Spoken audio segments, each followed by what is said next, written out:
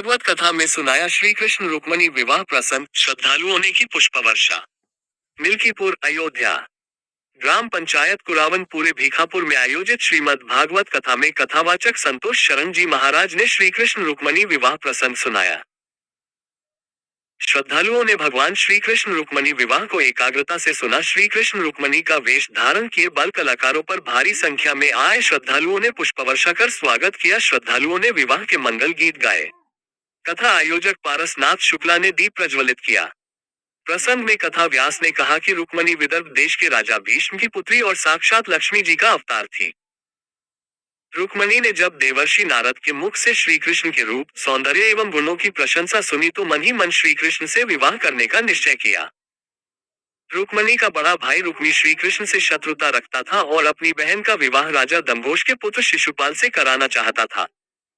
रुक्मणी को जब इस बात का पता चला तो उन्होंने एक ब्राह्मण संदेश वाहक द्वारा श्री कृष्ण के पास अपना परिणय संदेश भिजवाया।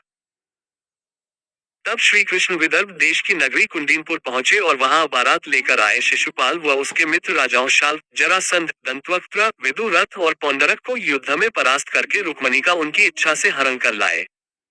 वे द्वारिकापुरी आ ही रहे थे कि उनका मार्ग रुक्मी ने रोक लिया और कृष्ण को युद्ध के लिए ललकारा। तब युद्ध में श्री कृष्ण व बलराम ने रुक्मी को पराजित करके दंडित किया। तत्पश्चात श्री कृष्ण ने द्वारिका में अपने संबंधियों के समक्ष रुक्मणी से विवाह किया। अयोध्या जनपद मिल्कीपुर क्षेत्र अंतर्गत ग्राम पंचायत कुरावनपुरे भीखापुर में चल रही श्रीमद् भागवत कथा ज्ञान यज्ञ कथा में हिंदू साम्राज्य परिषद जिला अध्यक्ष पवन पांडे, दिनेश कुमार शुक्ला, ब्रिजेश कुमार शुक्ला, आलोक कुमार शुक्ला के साथ क्षेत्र के तमाम श्रद्धालु कथा में बड़ी संख्या में उपस्थित होकर श्री नारायण की पावन अमृत कथा का श्रवण किया। अगर ऐसा ही लेटेस्ट खबर देखना चाहते हैं तो अवध स्पीड न्यूज को लाइक, फॉलो, सब्सक्राइब जरूर करें। विज्ञापन हेतु संपर्क करें अवध स्पीड न्यूज से। Mobile number 9454269686। इन सब बातों को ध्यान रखना कि भगवान की प्राप्ति मुख्य लक्ष्य हो, उसके लिए हमें चाहे जो बनना हो उसकी चिंता नहीं करनी चाहिए। तो 2015 से हमारी कथा शुरू है और लगभग हर साल भगवत कृपा से 20-22 कथाएं जो है हो जाती हैं।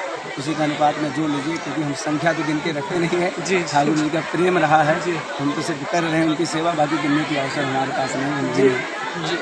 आप सबसे पहले मैं व्यासपीठ को प्रणाम करता हूँ और मैं पवन पांडे, जिला अध्यक्ष हिंदू साम्राज्य परिषद अयोध्या।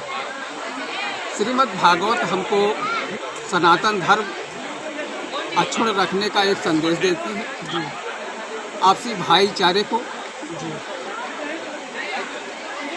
कायम रखने का एक संदेश देती है।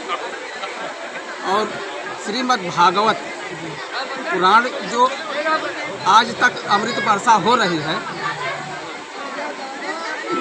माननीय श्रीमान पारसनाथ शुक्ला, श्रीमान सुदामा प्रसाद शुक्ला जो यहाँ के मुख्य यजमान हैं, उनके द्वारा जो अमृतमयी वर्षा हो रही है और जो जीव जिस रूप में इस कथा का श्रवण कर रहा है वो अपने आप ताप को मिटा करके पूर्ण भागी बन रहा है। और जो यहाँ होते हुए इस कथा से अछूते रह गए हैं वो उनके कर्मों का संचित कर्म फल है। उनके पूर्ण अभी उदय नहीं हुए, जिन्होंने अभी सत्संग में पहुँचने का प्रयास नहीं किया। और सब रखिएगा, सनातन धर्म वो कल्प वृक्ष है महाराज, जिसके नीचे बैठकर बहुत सारे लोग जो है अपने आप को जो है बहुत शीतल महसूस करते हैं। बहुत लोग आएंगे सनातन को मिटाने के लिए, मिटा नहीं पाएंगे जितने भी हैं। देखिएगा, पहली बात हमारे अंदर कुछ कमियां हैं हिंदुओं में, जो हम अपने भगवान को छोड़कर मज़ारों पे ज़्यादा घूमने लगे हैं। इस वजह से सनातन को कमज़ोर करने का पूरा अगर सहयोग है तो हमें हिंदुओं का ही है। और ध्यान रखिएगा, हिंदू न मिटे हैं न मिटेंगे। सनातन धर्म अभी है, रहेगा और अंतकाल में भी वही रहेगा। उसके लिए बहुत सारे चाहे जो नेता आ जाएं, हम नाम नहीं लेना चाहेंगे किसी का, लेकिन अब ध्यान लीजिए आजकल तो बहुत सोशल मीडिया पर सब व्यवस्था है, उन जैसे बहुत सारे नेता आ जाएँ कुछ नहीं कर पाएंगे सनातन धर्म का। सनातन धर्म अखंड है और हमेशा अखंड है।